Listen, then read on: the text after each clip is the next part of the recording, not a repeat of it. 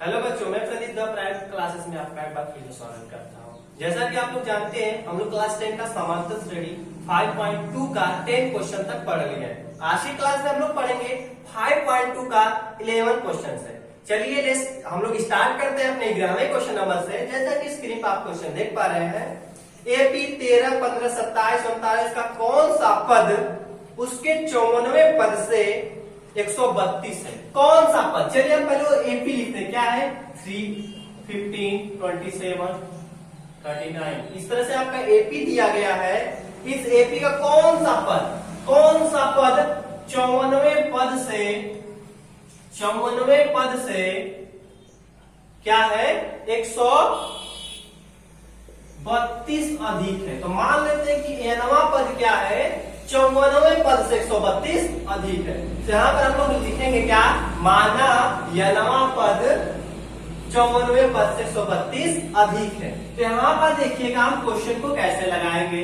सबसे पहले ए का मान तो फाइंड कर सकते हैं। प्रथम पद 3, सार्वांतर क्या होगा? दूसरा पद माइनस के पहला पद, यानी कि 15 माइनस के 3, यानी कि 15 माइनस 3 करेंगे तो क्या मिलेगा? हमें 12 मिलेगा। ठीक है, तो चलिए हम अपना क्वेश्चन के अनुसार आते हैं। अकॉर्डिंग टू द क्वेश्चन, चलिए अकॉर्डिंग टू क्वेश्चन हम क्या करते हैं। तो चलिए देखिएगा, कब बोला है कि कौन सा पद 54वें पद से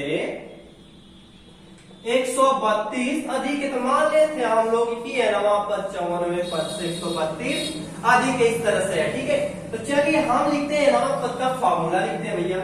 नवा पद का फॉर्मूला क्या होता है? A n minus 1 into D equal to A. आपका क्या होता है? n माइनस 1, यानी कि n का मान कितना? 54। 54 माइनस 1 कितना हो जाएगा? 53 इंटू डी का मान कितना? 12 प्लस 132। चलिए यहां पर देखिएगा a का मान बराबर तो कैंसिल हो जाएगा। अब यहां पर देखिएगा n माइनस 1 इंटू डी का मान कितना है? डी का वैल्यू कितना है? 12 बराबर इस 12 का गुणा करेंगे। 12 तिहाई 36, 12 बचे 60 और 3 63 प्लस के 132। यहां तक आपको क्लियर हुआ, समझ में आया होगा। आगे हम लोग चलते हैं। यहां पर देखते हैं कि क्या है। n माइनस 1 इंटू, ठीक है, इस तरह से आपका दिया गया है। ठीक, चलिए यहां पर क्या करते हैं? n minus 1 into 12। यहां पर हम क्या कर सकते हैं? इसे जोड़ देंगे। जोड़ेंगे तो कितना मिलेगा? या फिर आप कॉमन भी कर सकते थे, कोई दिक्कत नहीं होता। चलिए यहां पर हम क्या करते हैं? कॉमन ही कर लेते हैं। ठीक है, यहाँ इसमें देखिएगा 12 कॉमन है कि नहीं? 12 25 60, 12 36, 12 एकम 12, 12 एकम 12। चलिए हम कॉमन कर लेते हैं। इन दोनों नंबरों में क्या है? कॉमन है, 12 कॉमन है। तो यहाँ पर क्या हो जाएगा? 12 कॉमन करेंगे तो 53 प्लस के इसमें 12 से भाग करेंगे तो 12 एकम 12, एक 13 होगा। फिर यहाँ पर कितना लेगा? 12 एकम 12। तो यहाँ पर n माइनस 1 इक्वल 12 से 12 कैंसिल हो जाएगा। ये दोनों जोड़ देंगे तो कितना हो जाएगा? 3 है 4, 4 और 5 है 6, यानी कि n माइनस 1 इक्वल टू 64, यानी कि n इक्वल टू 65। यानी कि एक को उधर लेके जाएंगे तो जुड़ जाएगा ना। एक को उधर लेके जाएंगे तो आपका जुड़ जाएगा। 64 है तो 1 माइनस इधर लेके जाएंगे, 75 करेंगे प्लस हो जाएगा। 64 प्लस 1 अर्थात 65। तो 65वां पद क्या होगा? 54वें पद से 132 अधिक होगा। हमारा ये आंसर हो जाएगा। आई होप कि ये क्वेश्चन आपको समझ में आया होगा।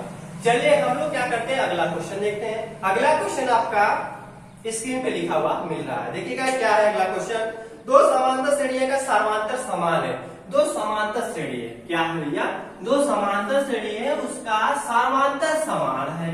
कोई दो समांतर श्रेणी होगा, मतलब A1 A2, ठीक है, इस तरह से अलग अलग श्रेणी है, लेकिन समांतर क्या है? उसका बराबर है। तो इनके 100वें पदों का अंतर 100 है, तो इनके 1000वें पद का अंतर बताइए। चलिए क्वेश्चन नंबर 12 है, इसे हम लगाने का कोशिश करते हैं। तो यहाँ पर मान लेते हैं कि दो श्रेणी क्या है? A1 A2, इस तरह से कर लेते हैं। माना पहला पद केस 1 में आ जाते हैं। पहला पद इसमें क्या है? A1। सार्वंतर क्या होगा? सार्वंतर यानी कि d का मान d ही रखते हैं, क्योंकि d क्या है? बराबर, दोनों में समान है। तो इसी प्रकार दूसरा क्या हो जाएगा, केस 2 में आ जाते हैं, जो आपका दूसरा श्रेणी है। इसमें पहला पद क्या हो जाएगा, पहला पद क्या हो जाएगा आपका A2 मान लेते हैं। सारवांतर क्या हो जाएगा इसका D, क्योंकि D कहां क्यों सेम माने हैं, क्योंकि बोला है कि सारवांतर क्या है इसका, समान सारवांतर है, क्या है, बराबर सारवांतर है। अब हमारे प्रश्न के अनुसार अकॉर्डिंग टू द क्वेश्चन क्या बोला है इसका प्रश्न में कि भैया इनका जो 100वां पद है, इनका जो 100वां पद है, इनका जो 100वां पद, दोनों समांतर श्रेणी का जो 100वां पद है, अंतर क्या है, 100 का है। तो चलिए 100वां पद का फॉर्मूला लगाते हैं। आपका 100वां पद बराबर होता क्या है, A6 100वां पद, ये पहले पद का श्रेणी है, ये दूसरे पद का श्रेणी है, ठीक है, दूसरा श्रेणी है। इसका 100वां पद का अंतर कितना, 100 है। तो पहले प्रकार का 100वां पद अर्थात क्या हो जाएगा, A प्लस के 99D यही होगा। प्रथम पद प्लस के n-1 इंटू डी, क्योंकि डी आपका समान है, बराबर है। यहां पर क्या हो जाएगा, पहला पद चलिए कोष्टक में कर देते हैं यहां पर। पहला पद n-1 यानी 100 - 1 99D, डी का मान समान है आपका, ध्यान रखना ये बात, ठीक।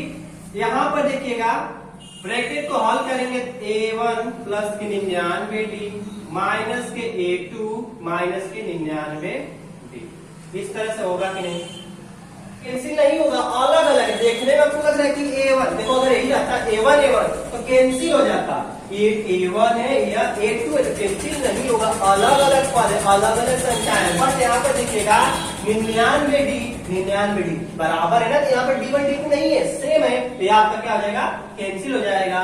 तो A1 माइनस के A2 इक्वल टू 100। समीकरण नंबर 1 कर लेते हैं इसे। हम क्या निकालेंगे, पहले पद और दूसरे पद का अंतर निकालिए 100। तो हमें 1000वें पद का निकालना है, तो यहाँ पर देखिएगा, तो यहाँ पर 1000वां पद क्या होगा, इसी पहली श्रेणी का 1000वां पद क्या होगा, A1 मतलब क्या होगा, प्रथम पद प्लस n-1 इंटू डी, यानी कि 1000 बोला है, 1000 में से 1 घटाएंगे तो 999D बराबर, अच्छा अंतर निकालना, ठीक है, अंतर हो गया। दूसरे श्रेणी में 100वां पद की 1000वां पद क्या होगा, पहला पद प्लस n-1 इंटू डी, यानी कि आपको क्या मिलेगा यहाँ पर 999, तभी ना होगा, घटा देंगे तो 999 इंटू डी, आपका 1000वां पद का अंतर हुआ कि नहीं। अब देखिएगा इसका ब्रैकेट सॉल्व कर लेते हैं, माइनस के A2 माइनस के 999D, तो देखिएगा ये सेम है आपका, कैंसिल हो जाएगा, A1 माइनस के A2 बचेगा, A1 माइनस के A2। तो हम क्या लिख सकते हैं यहाँ पर, देखिएगा A1 माइनस A2 बराबर 100 है, यहाँ पर भी A1 A2 माइनस क्या हो सकता है आपका, बराबर 100। समीकरण नंबर 1 से कर लेना है यहाँ पर, समीकरण नंबर 1 से आपका एक आंसर हो जाएगा, ठीक। यदि आपको दो समांतर श्रेणी बराबर मिले, दो समांतर श्रेणी अलग अलग मिले, दो समांतर श्रेणी अलग अलग आपको मिले, तो क्या कर सकते हैं आप, यदि उसका समांतर बराबर है तो कोई भी पदों का अंतर कुछ भी दिया गया है, क्या है ना, उसको चाहे जितना पद ले लेंगे उसका अंतर समान ही होगा। आपको ये समझ में आया होगा, क्लियर, ठीक है। क्वेश्चन नंबर 13 आपका स्क्रीन पर देख पा रहे हैं, देखिएगा क्वेश्चन नंबर 13 क्या है, 3 अंकों वाली संख्या 7 से विभाज्य है। तो हमें बता रहे 3 अंकों वाली कितनी संख्या है 7 से विभाज्य, यानी कहीं ना कहीं हमें n का मान निकालना है, कितना पद है ये निकालना है। तो देखिएगा बच्चों, यहाँ पर 3 अंकों की बोल रहा है, तो 3 अंकों की सबसे छोटी संख्या क्या होता है, 100, और 3 अंकों की सबसे बड़ी संख्या क्या होता है, 999। तो बोला है 7 से विभाज्य होनी चाहिए, क्या ये 7 से कटेगा, भाग देकर देखिएगा नहीं कटेगा। तो तरीका बताते हैं आपको, सबसे छोटी संख्या कैसे निकालते, जो कंडीशन कहता है उसके अनुसार। तो कंडीशन क्या है, 3 अंकों की, तो सबसे पहले 3 अंकों की सबसे छोटी संख्या लिखेंगे, देन जिससे बोल रहा है भाज्य हो, उस संख्या से हम करते हैं भाग, ठीक है। तो 100 में करते हैं 7 से भाग, हम सीरीज बनाना आपको बता रहे हैं, क्वेश्चन में नहीं, इस तरह से आपको लगाना पेपर में, सीरीज बनाना आपको, ठीक है, डायरेक्ट ऐसे आप साथ में सीरीज कर लेना, बना लेना। समांतर श्रेणी बनाने का कोशिश करते हैं, सबसे छोटी संख्या निकालते हैं जो 7 से विभाज्य पूरी तरह से कट जाएगा। तो भाग करते हैं 7 एकम 7, ध्यान से देखिएगा, थोड़ा सा मिस कर देंगे तो पूरा सवाल खत्म। तो 7 एकम 7, 3 बचेगा 0, 7 चौक 28 मिलेगा कितना, 2 शेषफल मिलेगा कि नहीं। यदि हम कह दें कि भैया यह जो भाग है इसमें जो शेषफल बचा है इसमें हम कितना जोड़ दें कि यह जो नंबर आएगा पूरी तरह से 7 से कट जाएगा, तो आपका जवाब होगा कि भैया 5 जोड़ देंगे, सबसे छोटी छोटी संख्या बता रहे हैं, 5 जोड़ देंगे 7 के बराबर हो जाएगा, 7 के बराबर हो जाएगा, तो यानी कि पूरी तरह से कैंसिल हो जाएगा। तो अब आपको ये बात याद रखना है, तो जो संख्या हम जोड़ रहे हैं इस के बराबर करने के लिए शेषफल को हम उन्हीं संख्या को इनमें हम जोड़ देंगे, तो सबसे छोटी संख्या 7 से विभाज्य मिल जाएगा। तो हमें इस तरह से पहला पद मिल जाएगा, सीरीज मिल जाएगा कितना, 100 तो था, हम यहाँ पर 5 जोड़ेंगे तभी ना 7 होगा इसके बराबर, तो हमें क्या हो जाएगा, ये वाला 5 यहाँ पर जोड़ देंगे 105। तो हमें पहला पद मिल गया, सबसे छोटी संख्या क्या मिल गया, 3 अंकों का 105, जो 7 से पूरी तरह से कट जाएगा। ठीक है, तो सीरीज बनाने के लिए हमें क्या आवश्यकता होता है, पहला पद समांतर, दूसरा पद इस तरह से होता है ना। तो चलिए 7 से विभाजित, तो अगला नंबर क्या हो जाएगा, 112 हो भैया, 7 7 जोड़ते चले जाएंगे ना, दूसरा पद मिल गया। अब इसी तरह में लास्ट पद में आना है, तो 3 अंकों की सबसे बड़ी से बड़ी संख्या क्या होता है, 999। यहाँ पर ध्यान देने वाली बात है, थोड़ा सा ध्यान दीजिएगा, 3 अंकों की सबसे बड़ी संख्या लिखेंगे, क्या हो जाएगा 999। इस 999 में जो कंडीशन बोला वो अप्लाई करते हैं, बोला 7 से विभाज्य होनी चाहिए, तो 7 एकम 7, 2 मिलेगा, 29 होगा, 7 चौक 28, कितना मिलेगा, 1 मिलेगा, 7 गुना के 14, तो कितना मिलेगा भैया, 5 मिलेगा। अब अपने यहाँ जोड़ना नहीं है, देखिएगा जोड़ देंगे तो गड़बड़ा जाएगा, कैसे, यदि हम इसमें जोड़ देंगे, एक भी अंक जोड़ देंगे, 3 अंक से 4 अंक में बदल जाएगा, तो हमें 3 अंक में ही रहना है। तो क्या करते हैं, जो शेषफल बचा रिगार्डिंग इसमें हम घटा देते हैं, तो घटा देंगे तो भैया कितना मिलेगा, 999 में 5 घटा देंगे तो कितना मिलेगा, 994। ठीक है, इसमें आप घटा देंगे तो 994 मिलेगा। तो देखिएगा इस क्वेश्चन का हमें सीरीज मिल गया, पहला पद मिल गया कितना भैया, 105, सार्वंतर मिल गया, 7 घटा देंगे तो 7 ही आएगा ना, जो जिससे भाज्य बोलता है वही हमारा सार्वंतर हो जाता है। लास्ट पद मिल गया हमें 994। तो हम कितना आसान हो गया क्वेश्चन लगाना, क्वेश्चन लगाना आसान हो गया। अभी हमने एन का मान निकाला, सॉरी एन का मान निकाला है, तो एन इक्वल टू फार्मूला क्या होता है, A N minus 1 into D. तो एन का वैल्यू दे रखा है 994, ए का मान दे रखा है कितना, 105, एन का मान नहीं पता है, डी का मान पता है 7। तो सिंपल सा है, हमें मल्टीप्लाई नहीं करते हैं, सबसे पहले इसे हम लगा लेते हैं, पक्षांतर कर लेते हैं।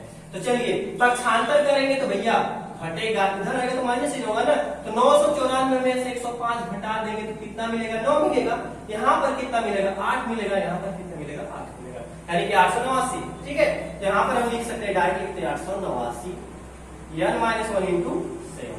अब इस 7 पे मल्टीप्लाई करें तो बराबर किधर आना है, तो क्या करते हैं, भाग करते हैं। चलिए भाग करते हैं, 7 एकम 7, तो 1 मिला, फिर 18 हो गया, 7 गुना के 14, 4 18, यानी कि 7 7 49, 127 बराबर 1 माइनस 1। अब क्या होगा, यन बराबर, देखिए यन अपने जगह पर रहने देते हैं, माइनस 1 को इधर लेके आएंगे, पक्षांतर करेंगे तो 127 प्लस 1 अर्थात 128।